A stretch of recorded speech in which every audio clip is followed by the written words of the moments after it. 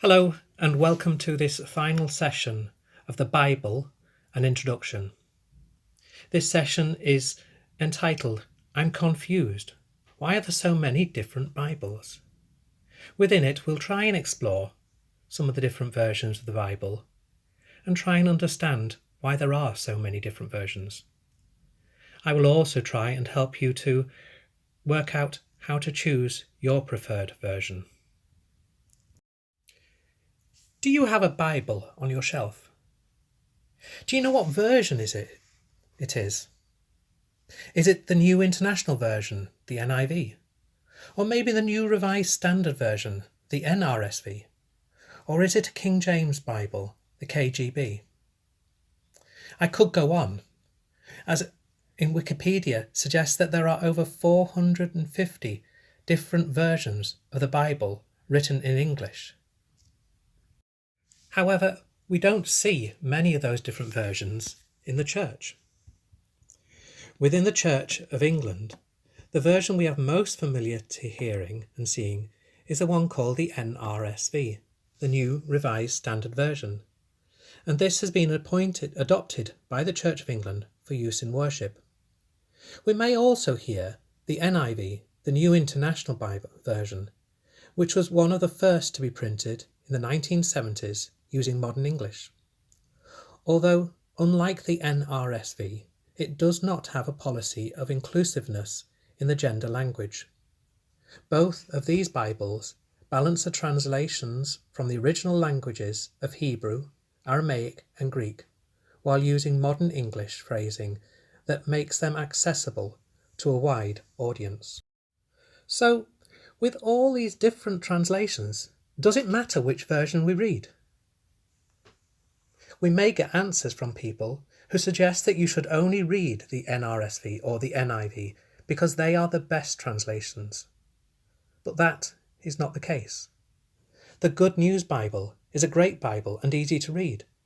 The New Living Translation is another Bible written in modern English, and again is easy to read. We also have the Bible called The Message. This Bible goes one step further than the New Living Translation, and that it makes the idioms found in the Bible understandable to today's audience. What is an idiom? An idiom is an expression of speech that is figurative and more often than not, non-literal. When we say it's raining cats and dogs, it isn't literally raining cats and dogs, but we know what it means. If something is a piece of cake, please look carefully before eating it, as this phrase means something is easy. And the next time someone says to you, "Did you let the cat out of the bag?" Don't panic. There's no cat stuck in a bag. They just want to know who shared the secret. All of these are idioms. Can you think of others that you use frequently? One of the idioms found in the Gospel of Matthew is whitewashed tombs. When Jesus is trying to make people realise that how they present and what they do are two different things, he uses this idiom of whitewashed tombs, which is often read in the NRSV as, "You are like whitewashed tombs, which on the outside look beautiful, but inside they are full of the bones of the dead and of all kinds of filth." To today's audience, is this easily understood? Not really. I mean, when was the last time you whitewashed something? The Message Bible translates this idiom to, "You're like manicured grave plots, grass clipped and the flowers bright, but 6 feet down it's all rotting bones and worm-eaten flesh." Which do you prefer? Which helps you to grasp the meaning better? So, whitewashed tombs or manicured grave plots? Which helps you to understand the idiom better? Each of the different versions of the Bible take a slightly different approach to translating the text. Some will use shorter sentence structures to help a reader, Others will use more modern terms for historical terms. Others will use a more modern take on the idiom, which the Message has just shown us. Which Bible version we choose is our own preference, and none is better than the other. The important thing to do is find a version which we are happy to read and helps us to understand. So, to go back to our previous question, does it matter which version I read? What do you think? If you ask me the question, does it matter? I would say no. Over the past few weeks, I've shared with you introductions to the Bible, and my only hope is that you maybe pick it up and read it, whatever version you choose, whatever version you prefer, whatever version helps you to understand. And when you're choosing a Bible version, don't dismiss versions such as the Street Bible, the Graphic Bible, or the Youth Bible. Each of these, although you may not get the whole Bible contained in the pages, will help you to get started and help you understand something from a different angle. When I prepare to give a talk, or a sermon, or a Bible study, I will often only quote from just one Bible, the NRSV, but I will prepare it by using several different versions, including the New Living Translation, the Good News Bible, and the Street Bible. Each of these help me to understand the text in a slightly different way. So, which to choose? Person A reads a section of the Gospel of Mark from the NRSV and understands 50%. Person B reads the same Gospel in a children's Bible and understands 95%.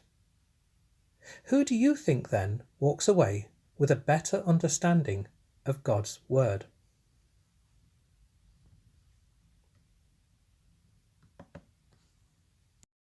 Of course, it's person B, who read a children's version of the Bible and understood 95%, because it was written in a way that they could more fully understand. So, which to choose? If you're expecting me to tell you which of the 450 plus English versions of the Bible to choose from, I'm very sorry to disappoint you.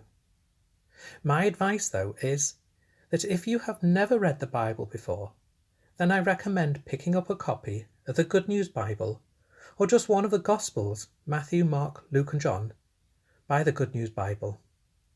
Or maybe a copy of The Message, which are all written in an accessible way. You can also access many different versions of the Bible on the internet. Try searching for Bible Gateway or the Bible Society. You could even search on your phone or tablet's App Store for Bibles. Alternatively, when you can and national and local restrictions allow, ask to borrow a Bible from church. There are several different versions available, and read bits of it. If you have a version of the Bible at home, then why not swap it with someone else and compare? Alternatively, head to the cathedral or a larger bookstore, or maybe visit the Christian bookshop in Darlington or Newcastle and browse the shelves. You may even find different versions in Book Aid in Bishop Auckland. Flick through the different versions and see which appeals to you. Which do you find easiest to read? Which helps you to understand better? Now that you are reading, the Bible Society have a great resource for encouraging us to read the Bible for the first time, or to help us go further and deeper in our understanding. This is the Bible Society Book Club. It gives you reading notes for each of the books, as well as suggesting how long each book will take to read. 21 of the 66 books only take around 15 minutes to read. Why not get in touch with a friend and start your own book club. You could read at home, then call each other to share what you have been reading using some of the notes from biblesociety.org.uk. Thank you for listening to this final session of the Bible and Introduction, and I hope that you have found it helpful. I would love to hear which versions of the Bible you prefer and why. It may also help others to see what versions you have. Please remember to share these presentations with your friends and family. And please keep me in your prayers and be assured of mine as we read the Bible together.